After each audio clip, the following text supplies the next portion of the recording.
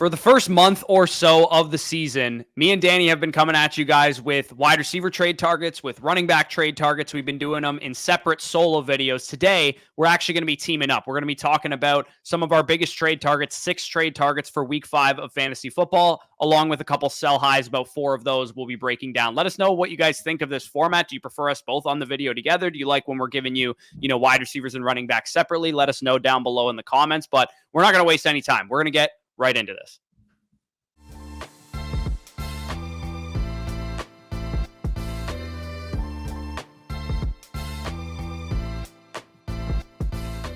All right, so let's get it kicked off with, in my opinion, probably the biggest buy low in all of fantasy football. Jaylen Waddle, wide receiver of the Miami Dolphins. I'm not really worried about anything that has happened the first month of the season with Jaylen Waddle because he's had some bad luck. Of course, we've had some monster Tyreek Hill games. He gets a concussion in week 3. He's out for a game, and he hasn't been super productive in a lot of the games that we've played. He's only had 16% of the targets, 19% of the air yards, but I'm not worried at all because I know Jaylen Waddle's a great player, right? He's a third-year wide receiver. He was very productive his first 2 years. He hasn't moved in my rest of season rankings because the Dolphins are an offensive freak show. They're a complete juggernaut, and Jaylen Waddle has simply just gotten unlucky and also been hurt for one of these games, or 1.5 of these games if you include the game he got injured in. The Dolphins are second in the NFL right now in neutral pass rate. So for me, when you look at Jaylen Waddle, eventually the ball's going to bounce his way. It's a squeaky wheel gets the grease type of situation. And right now on the market, you're seeing that Jaylen Waddle is not being treated as the low-end wide receiver 1 that he is, or the high-end wide receiver 2 that he is. He's being moved for low-end wide receiver 2, sometimes even wide receiver 3 price tags, like you guys can see via the Yahoo Trade Finder here. Alvin Kamara was sold for Jaylen Waddle. Kyron Williams was sold for Jaylen Waddle. Aaron Jones sold for Jaylen Waddle. Alexander Mattison sold for Jaylen Waddle. Cortland Sutton and Jerome Ford sold for Jaylen Waddle. So for me, I'm all about buying great players and great offenses now that we have a month's worth of information to know what teams are going to be good, what teams are going to be pass heavy, and we have that information, and Jaylen Waddle has simply just had the ball bounce the other way for him. Yeah, it's really funny when it comes to Jaylen Waddle because we know that this offense is great, like you said. And this was a guy that didn't need 10, 11 targets per game last year to finish as the wide receiver 8 in PPR, to finish with 1,300 yards, to finish with 8 receiving touchdowns. And he did that only 117 targets. He was getting basically 8 targets per game. It's not like he was getting, this monster workload to begin with. He's still averaging 70 yards per game to start the year, despite being hampered with injury in that third game that they had for the Miami Dolphins against Denver Broncos. Keep that in mind, too. Denver scored 70 points in that game. You don't think that Jaylen Waddle probably would have caught in a touchdown or 2 against Denver in that game? Yeah, no, for sure. I mean, the Dolphins rank number 1 in offensive DVOA across the board. Pass, run, everything. Yep. And Jaylen Waddle simply gotten unlucky like we talked about. So if your fantasy manager who drafted Jaylen Waddle is like 1-3 right now, probably are 0-4 potentially. I know the guy in my league who has Jaylen Waddle is 1-3 right now. Definitely go out and send some offers. Sell high on some of the guys that we're going to talk about. Go and see what Cortland Sutton or Gabe Davis, how much you have to add to those guys to get all the way up to Jaylen Waddle. Those guys are like wide receiver 3-4 types. You can get a high-end wide receiver 2 in Jaylen Waddle coming off of some down games. So who is your first buy low of the video? Yeah, my first buy low is actually Dameon Pierce, running back of the Houston Texans. And the reason why is that the Texans offense has been a much better unit than we anticipated coming into the year. We might have thought that CJ Stroud might struggle. The offensive line being banged up coming to the year was going to struggle, and maybe they would be scoring, 14, 17 points per game right now, which Dameon Pierce would be in bad game scripts. But the last 2 weeks in particular, this offense has taken the next step. CJ Stroud looks like a legitimate bona fide top 15 quarterback in the league. And yet the offensive line still is not healthy yet. He's gotten 41 opportunities in these last 2 games. And the Texans offensive line is still without Laramie Tunsil, is still without Josh Jones, is still without Titus Howard and Michael Dieter. They're all expected to return within these next couple weeks. I understand so far the efficiency for Pierce hasn't been there comparative to last year, but that is solely based off the offensive line play. Once the offensive line gets healthy, he gets back to averaging, 4.5 yards per carry. And this Texans offense is in much better game scripts than we anticipated coming into the year. Like, there was a reason why we were drafting this guy in the 4th, 5th round. It was because he was a second-year running back, already getting into a better situation with the workload he already has. Well, guess what? If this Texans offense continues to be a middle of the pack, if not slightly above average offense going forward, he has no problem paying off at a top 15 level rate. Like, the workload is absolutely massive, especially when it comes to the ground. He hasn't gotten that third down work, which is, kind of the bugaboo here. But if they're operating from the front foot, he doesn't need to pay off at an RB2 level. Yeah, I mean, honestly, I think it was mostly just due to the fact that he wasn't playing well. And you can't really blame him. Like you said, all the offensive line injuries have impacted his efficiency. Last year, Dameon Pierce was one of the highest graded running backs in the league, according to PFF. He had an 84.8 PFF run grade. He just posted his first grade of over 70 this past week against the Pittsburgh Steelers. So a little bit of a slow starter to the beginning of the season. The stars haven't really aligned for Dameon Pierce because CJ Stroud has played well, the passing game has played well, but the running game hasn't been very good. Titus Howard, I believe, today was activated for his practice window, so it looks like they're going to get some reinforcements on the offensive line. We haven't seen it impact CJ Stroud very much, but it has impacted Dameon Pierce. So yeah, I'm on board with the Dameon Pierce call. I think if you guys are looking for an RB2 or whatever, especially if you guys built out like a 0 RB core, like a hero RB, and now we're at the point in the season where you've picked up a bunch of guys off of waivers that have maybe contributed to your team, maybe all it costs you to get up to Dameon Pierce is somebody like Jerome Ford, who you got off of waivers a couple weeks ago, or somebody, maybe even like a Gus Edwards plus can get you up to Dameon Pierce. Well, some of these deals here are prime examples of that. People are worried about Pierce because he hasn't had that big game. You can currently get him for like Josh Palmer, Khalil Herbert. I'd be willing to do that in a heartbeat. DeAndre Hopkins straight up. You're basically transitioning a low upside a wide receiver into a mid-range running back too. I will do that every single time. CJ Stroud straight up. If you can trade him for his teammate, obviously off the high. I'm assuming this is a one quarterback league, by the way. Obviously in a super flex, you would prefer Stroud, but one quarterback league, if you can sell high on CJ Stroud, get his teammate in Dameon Pierce. That's something I'm doing. Alvin Kamara plus Jordan Love for Dameon Pierce, Jerry Jeudy, Trevor Lawrence I'm doing. We'll get into Alvin Kamara in a little bit. There's just so many deals available for you right now where if you want, again, a cheap top 15-ish, mid-range RB2 level projection, Dameon Pierce is your guy. Yeah, there's a good chance a lot of you guys have Cortland Sutton and Gabriel Davis types on your bench, and you could probably get Dameon Pierce plus for those type of guys as well. So yeah, I'm on board with that one. Garrett Wilson is my number 2 buy low of the video here. We got some signs of life from Zach Wilson in the Jets offense, which may cause the Garrett Wilson manager to maybe have some pause towards trading him away because I'm sure they drafted Garrett Wilson very highly. They probably took him at the end of the first round or the early second round. But in my opinion, I still think that a lot of Garrett Wilson managers are going to have trepidation towards trusting Zach Wilson for the rest of the season because it doesn't look like any quarterback reinforcements are coming. It doesn't look like they're going to trade for Kirk Cousins or for Ryan Tannehill or like a lot of people maybe thought after, the first game of Zach Wilson, the second game of Zach Wilson. And the encouraging thing for why I'm buying into Garrett Wilson is that he has the 30th, 14th, 28th, and 32nd ranked defenses against the opposing wide receiver position in the Broncos, Eagles, Giants, and Chargers. And then they have like even easier ones after that too, with the Raiders going forward. And this is a team that needs to throw the ball more, and they're kind of recognizing that. We saw a report today that Breece Hall is going to be, unleashed. He's not going to be on a snap count anymore. The offensive line got a major upgrade with Joe Tippmann, who's a rookie from Wisconsin, who is a really, really good piece addition to this offensive line in weeks 3 and weeks 4. And we've seen that have a big time effect on Zach Wilson because he's horrible under pressure. He needs to be protected. So if the run game gets going with Breece Hall, if the offensive line can play better, we saw their neutral pass rate increase in week 4 against the Chiefs on Sunday Night Football.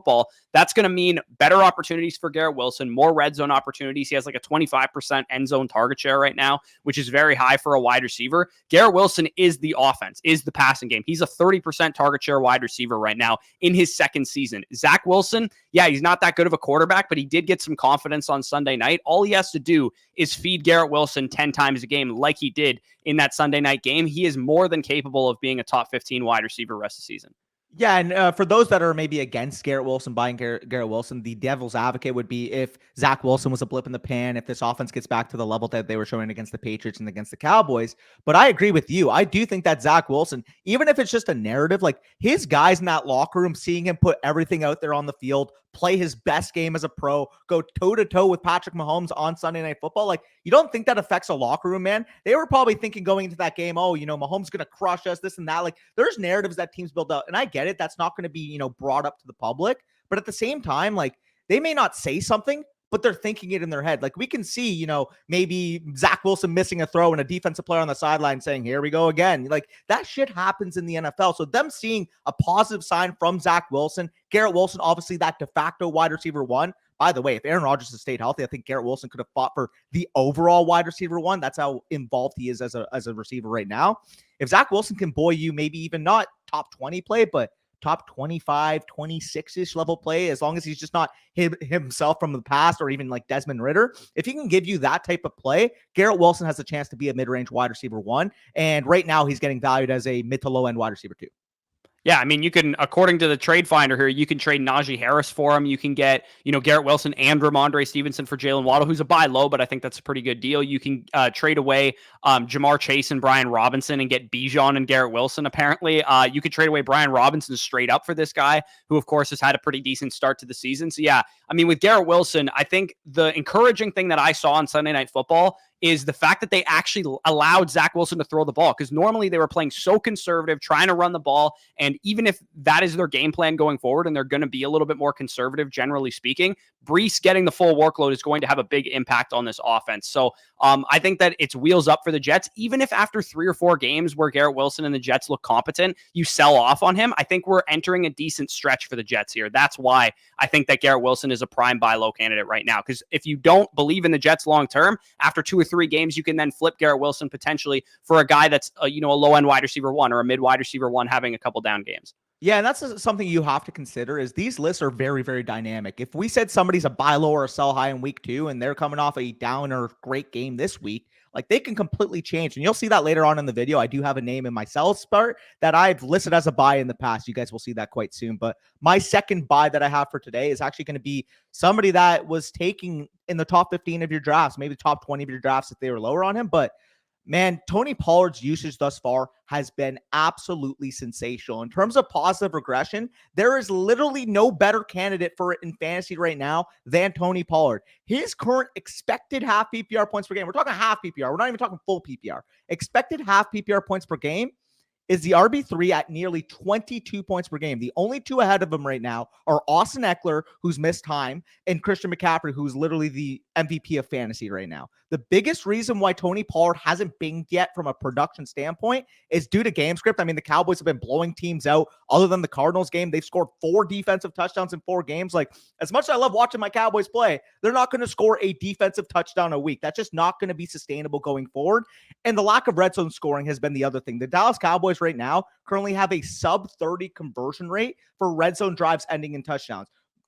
Teams like Baltimore, teams like the other top offenses in the league are nearing the 70-80 range. Like the Dolphins and the Ravens are scoring touchdowns when they get in the red zone. The Cowboys haven't so far this year, which is really, surprising given the fact that every other part of their offense has looked good. They're buzzing between the 20s. They're one of the best teams on third down. Dak's been super efficient. They just haven't been able to punch red zone drives into touchdowns quite yet. And the red zone offense, I think, is going to regress positively. And even with the red zone offense being so bad, Tony Pollard currently has 9 inside the 5 carries that he's only converted into 2 touchdowns. This is a guy who's been historically one of the most efficient running backs in the league since he's entered the NFL. And this year, he hasn't quite been there from an efficiency standpoint. I don't know about you, but I'm more likely to bet on the sample size of being one of the most efficient running backs in the league versus a guy that can't score at this point right now.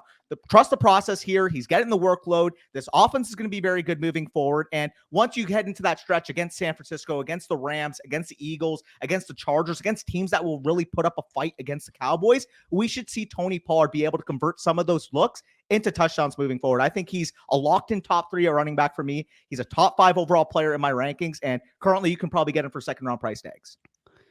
Yeah, and I will say, I'll play some devil's advocate here, because the thing that I will caution you, especially because you're a Cowboys fan and other people going after Tony Pollard, is I personally, and you might disagree with this take, I don't think that the Cowboys will be this unstoppable force on offense. I think they're playing a little bit more ball control. Their play calling seems to not be as good. I mean, Brian Schottenheimer and Mike McCarthy seem to be a downgrade, in my opinion, from Kellen Moore. They're 15th right now in yards per play, and they're 16th in offensive DVOA. So I don't want to say that Tony Pollard is this locked and loaded top 5 offensive running back right now. He's definitely getting the workload, and it's still going to be a good offense for sure.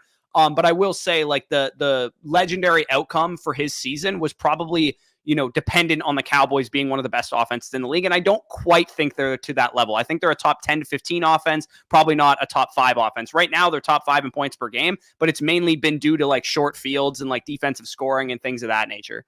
And to counter that a little bit, because they're still ranking top 5 in terms of EPA per play on offense. It's just like you said, the game script is what's been kind of influencing that, pound the rock, grind the clock type of game that they've been at. I think it's mostly just been the defense has been so dominant that the offense has been pressed for points. But like I said, once you're playing San Francisco, once you're playing the Rams, the Eagles, like teams like that, you're going to have to convert these drives into touchdowns. I feel like they've kind of been more cautious in the red zone. They haven't really been pushing the script because, I mean, when you're 38-3 up against the Patriots, when you're 30-10 up against the Jets, when you're 40-0 up against the freaking Giants, that's going to happen. Yeah, for sure. I would say, though, those are good positive game scripts for Tony Pollard, and having short fields usually does benefit the running back position. So if they're going up against better offenses, that means they're probably going to throw the ball a little bit more as well. So definitely interesting. I still think Pollard is a good buy low. Definitely. I just wanted to kind of give my thoughts on why I don't think he necessarily has a legendary upside season, even though he should still be a top 5 to 8 running back rest of season for most people. My next buy low here is Jordan Addison.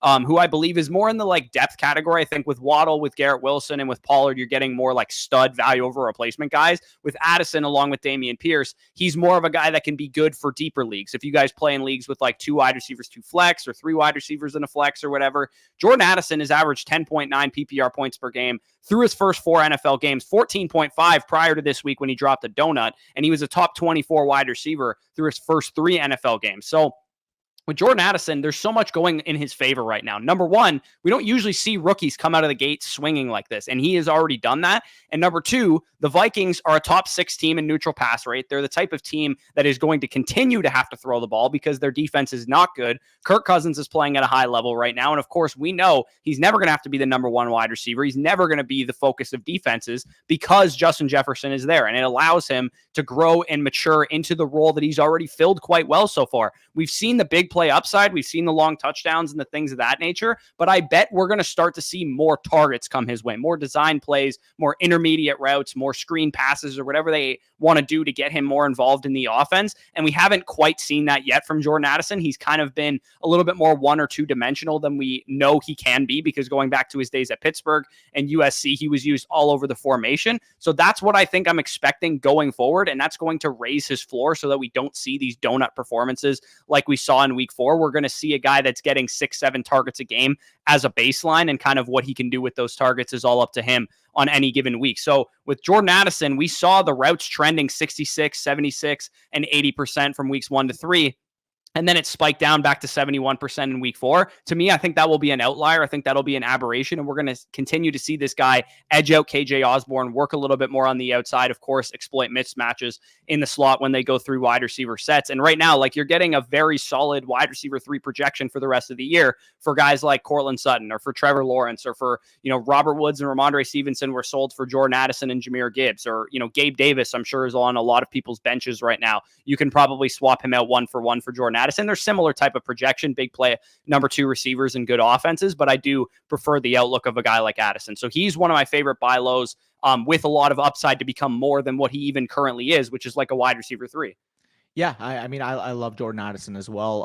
I would play devil's advocate here, but it's tough not to say he's a big buy after a complete goose egg this past week, based off the trend we were seeing before that. People might be worried about the KJ Osborne slaps, which would be the devil's advocate here, but at the same time, like you said, this is still a rookie wide receiver. We don't buy them based off their weeks 1 to 4 usage. We buy them based off their week 6 on, week 7 on type of usage. And as soon as this guy surplants KJ Osborne, one of the least efficient wide receivers in terms of yards per route run in the entire NFL right now, the sky's the limit on this team. This team wants to throw the football. This team needs a secondary weapon next to Justin Jefferson in this wide receiver core, and Jordan Addison is the talented player to be able to earn that work. Yeah, absolutely. I mean, speaking of rookie wide receivers, we can close it out with one more rookie wide receiver who, again, has also outperformed expectations for what we usually see in the first 4 games from a rookie. Yeah, Zay Flowers is coming off, a down game against the best defense, arguably in the NFL, with the Cleveland Browns, one of the top cornerback duos in the league with Denzel Ward and Martin Emerson. But don't let that take away from just how dominant he has been from a usage standpoint to start the season. 29 targets in his first 4 NFL games, and he's currently top 10 in the NFL in terms of target share, behind some of the guys that we know and love. Devontae Adams, A.J. Brown, Puka Nakua's up there. Obviously, he's been very, very strong to start the season. Justin Jefferson, Keenan Allen, all the typical names you'll see, and then just one Zay Flowers right behind them. He looks good. They're making a concerted effort to get him the ball in the space, and he still really hasn't touched the surface of what his ceiling can be, because I think he has untapped potential working down the field. This is a guy that is dynamic in space. Don't get me wrong. You want to get the ball in his hands. You want to let him create after the catch. But at the same time, he does have the ability to work in the deeper portion of the field, which they haven't quite unlocked yet. And I do think as he keeps developing in his rookie season, I expect him to be more used more vertically, and we'll see that per target efficiency increase. The Ravens offense is humming right now. Lamar's playing at an MVP level. And while we do know that Andrews is the de facto number one weapon in this offense, Flowers has already established himself as the clear-cut wide receiver one on the Ravens thus far, ahead of Odell Beckham, ahead of Rashad Bateman. Zay Flowers is their number one wide receiver. And in my opinion, he has wide receiver 2 level upside. And I think you can get him cheap off a bad week. Like some of these deals, Rashad White straight up, Anthony Richardson. Like I love Anthony Richardson, but at the same time, I would take Zay Flowers, assuming this is a 1 quarterback league. Miles Sanders and Romeo Doubs for Zay Flowers and Jaylen Waddle. Like I don't have to speak on that one. Josh Jacobs for Zay Flowers and Alvin Kamara. I would rather the Zay Flowers, Alvin Kamara side. And then finally, this last deal, Michael Thomas, Austin Eckler, and Josh Kelly in exchange for Zay Flowers, Saquon Barkley, Tutu Atwell, and Khalil Herbert. All sides, I would rather the Zay Flowers package on. Yeah, Flowers right now, he's a top 20 graded receiver in receiving grade through his first 4 games. And again, going back to what I said with Jordan Addison, like we expect rookies to do what JSN is doing right now. Like that's usually what rookies look like at the beginning of the season. But with Zay Flowers, Puka Nacua, and Addison, these guys that are producing right away, it's been very impressive. We got a guy that's got a higher receiving grade than Marquise Brown, than DJ Moore, than Amari Cooper, Jamar Chase, DeAndre Hopkins, Devontae Smith, Garrett Wilson, Tyler Lockett. Like he's on a per touch basis. Again, you say what you want about PFF grades, but it does show what this guy is doing on a route by route basis. He has not had a single drop this year. He's exactly the type of reliable receiver that Lamar Jackson has been starving for outside of Mark Andrews his entire career. Like Lamar Jackson has legitimately not had a go-to receiver ever. Once. Like Rashad Bateman was supposed to be that guy. He hasn't been able to stay healthy. They've brought in veteran upon veteran, Sammy Watkins, Nelson Aguilar, Odell Beckham Jr. None of these guys have done what Zay Flowers has done in this Todd Monken scheme. We're seeing them throw a little bit more. And I totally agree. Again, I would play devil's advocate if I could, but Zay Flowers is a wide receiver 3, wide receiver 4 potentially on the open market right now that you could sell, Romeo Doubs for and have a guy that has a legitimate superstar ceiling by the end of the season. We could be talking about a guy that's a wide receiver 1 to close out the year, let alone the wide receiver 2 projection that I think he's probably capable of, given the target share and the underlying peripherals we're seeing. So those are some of our biggest buys right now. We can transition right into some of the guys that we're selling and, the guys that are coming off of big weeks that we don't really think it's going to keep up. The first guy I'm going to talk about here is Alvin Kamara. And the team that I've seen with the New Orleans Saints, and me and you went back and forth regarding Chris Olave on this topic, they've kind of been exactly what I thought they were going to be. They have some talented players. They have, the ability to put up some points on any given week, but it's a shaky offensive line. It's a bland, vanilla play calling scheme that they're running there without Sean Payton now.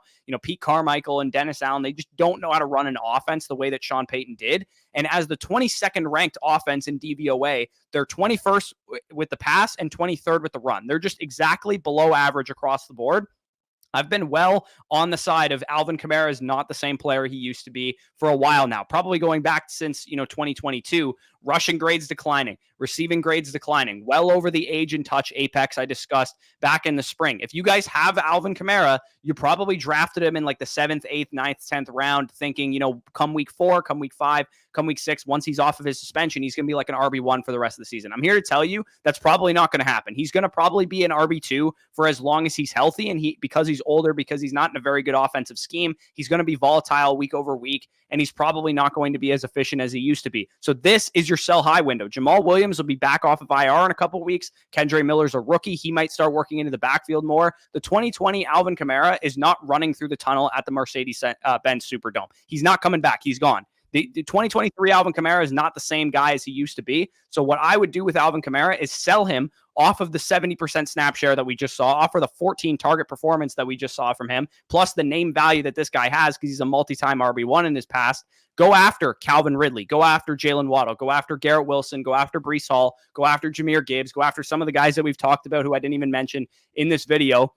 You guys can see some of the trades that have taken place. Some guys are getting Breece Hall, Puka Nacua, Alvin Kamara plus for Devontae Adams, Alvin Kamara plus Zay Flowers for Stephon Diggs, Alvin Kamara plus Jordan Addison for Travis Kelce. Like, go after a superstar using Alvin Kamara, because the nice thing about Alvin Kamara is that he used to be a superstar. So people view the trade as much better than it probably actually is because of the name value attached to it.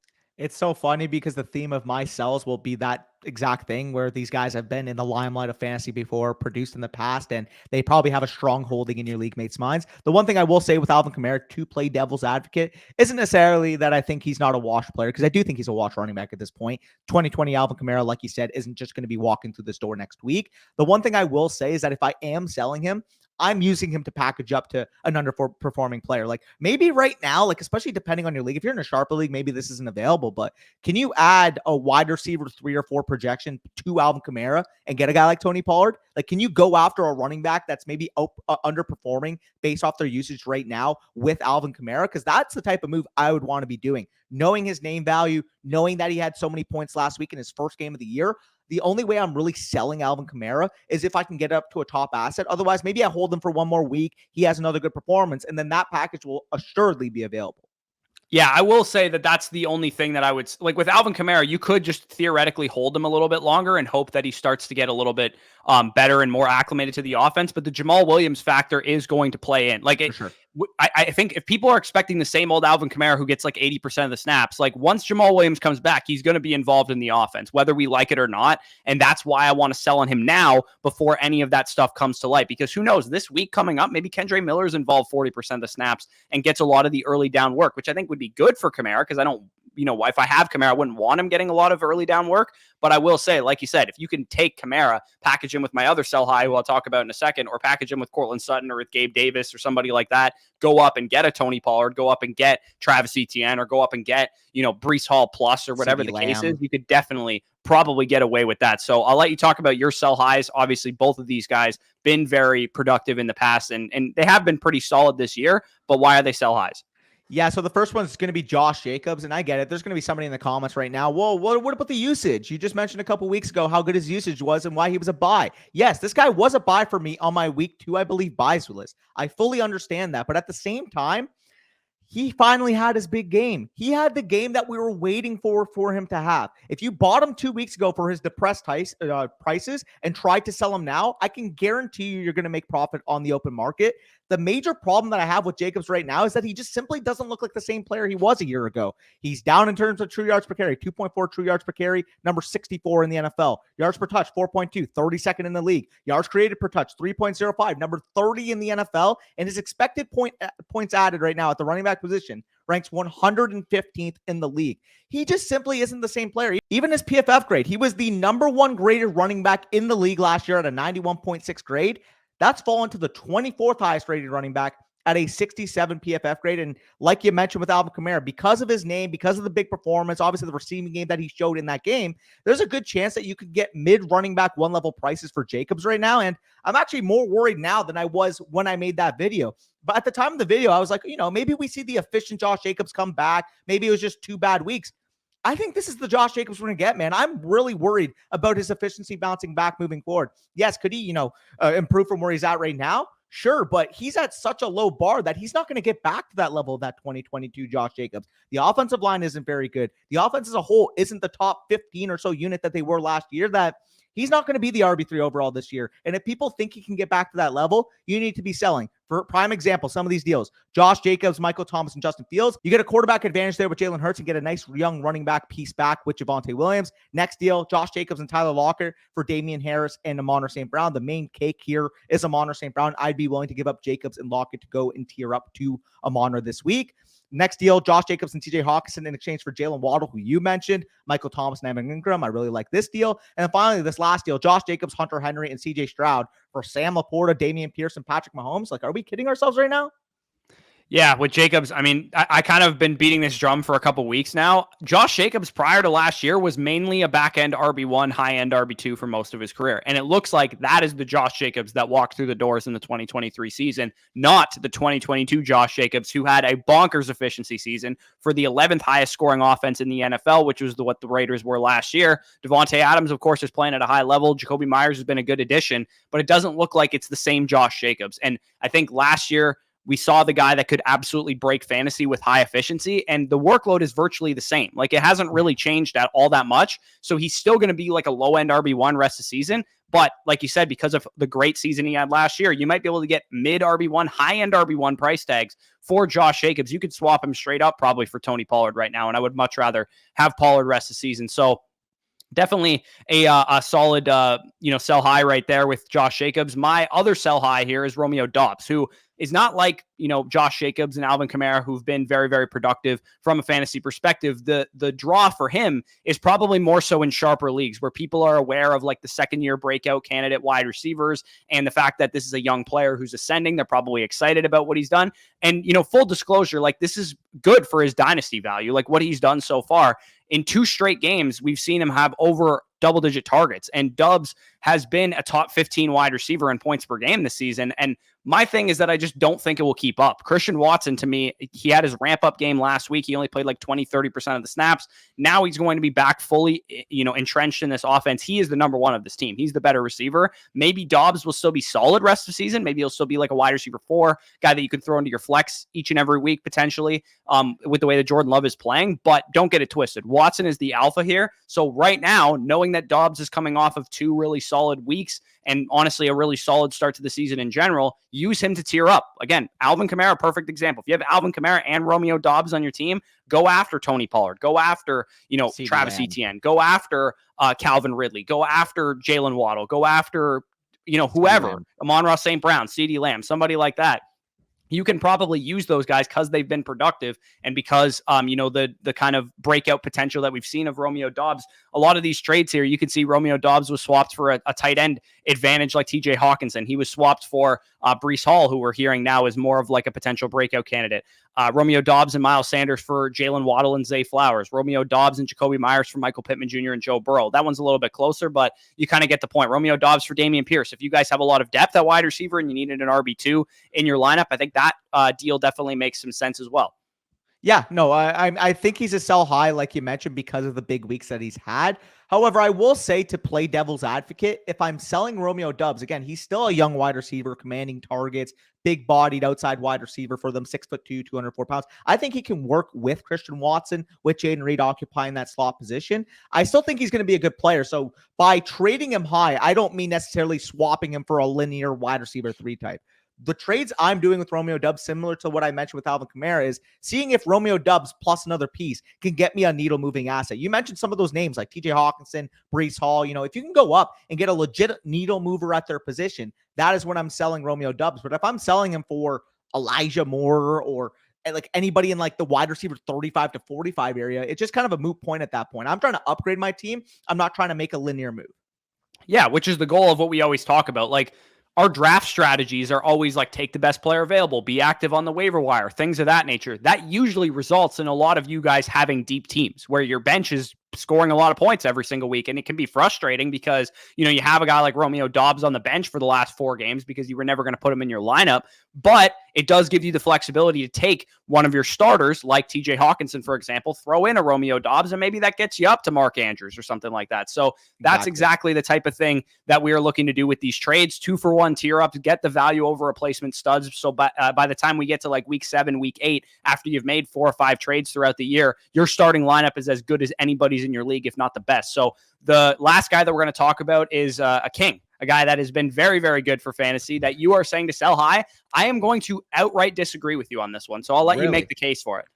Really? Okay, so my sell high is Derrick Henry, and I'm shocked that you disagree considering the fact that you are literally the running back touch and age apex guy. 250-pound running back, 29-year-old running back with nearly 2,000 career touches under his belt, coming off a monster performance where he looked like his prime self. Like, everyone in your league knows who Derrick Henry is. He's rushed for 2,000 yards in the past. He's been a top 5 running back in fantasy for years, but this year, he's just not been the same player. Outside of this past game, the efficiency has dropped off dramatically, and the offense simply isn't the same unit he's thrived in the past.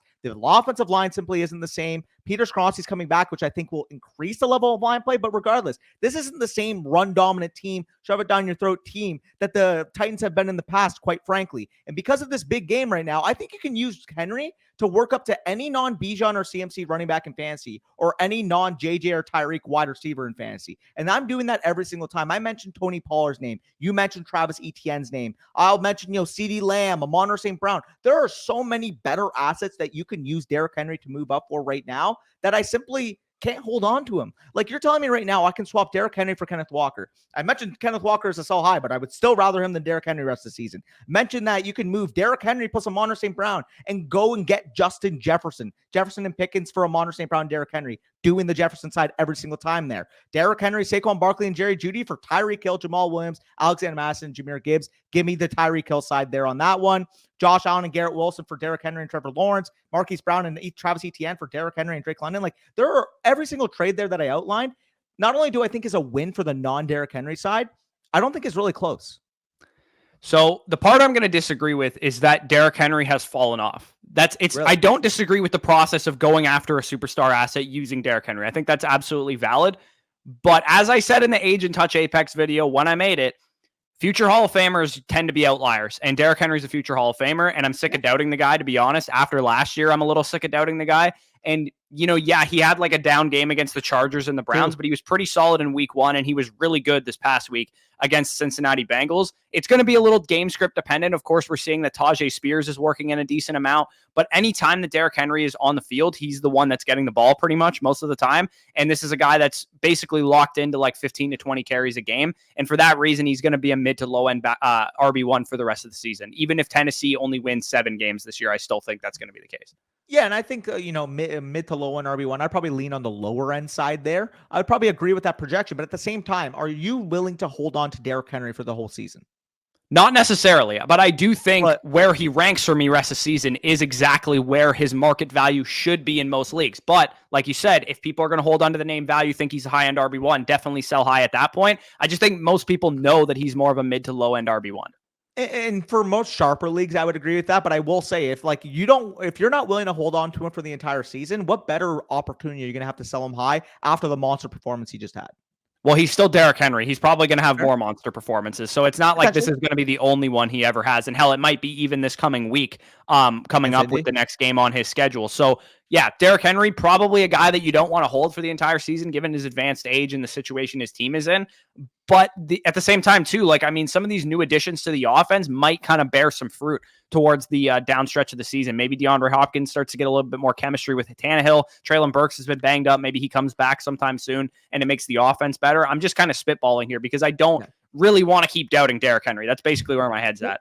And I agree to a certain point. However, I will say in the majority of leagues that we're not in, like this guy's probably going in like the late first, like second round of a lot of these people's redrafts because of the name value. However, I'm assuming you're on the same page that you would probably more so evaluate him in the, mid third round type of area.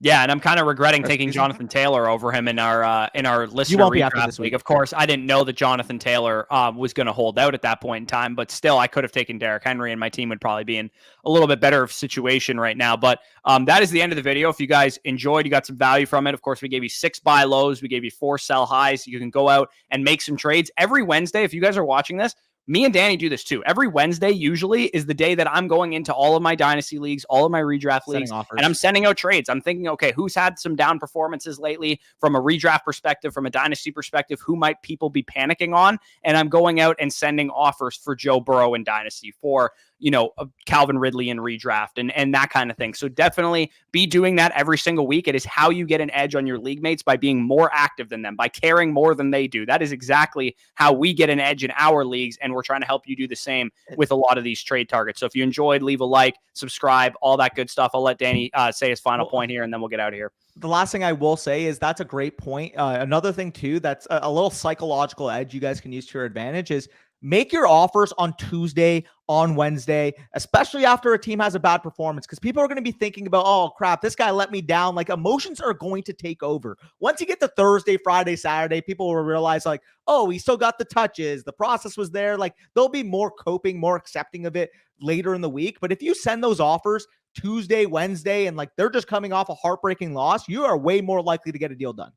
Yeah, absolutely. So again, also let us know down below. Do you guys like that we did this together? We might, go back to the old format, or we're doing them solo, or maybe we go doing this going forward, or maybe we, do this every once a month, like we kind of just did here. Let us know what you thought of both of us being in on the trade targets video. Definitely appreciate all the feedback. Of course, check out our Dynasty Rankings Manifesto, which is now fully updated, fully ready to go. Definitely check that out. That will be live on flockfantasy.com. Use promo code FSE for 30% off. We also have our 2024 rankings in there. So if you guys are wondering, how are we reacting to the Malik Neighbors breakout for the LSU Tigers and all that good stuff, that will be all live on the site. And of course, you can get our weekly rankings, our rest of season rankings over there as well if you're just redraft players. So with that being said, peace out, and we'll talk to you soon.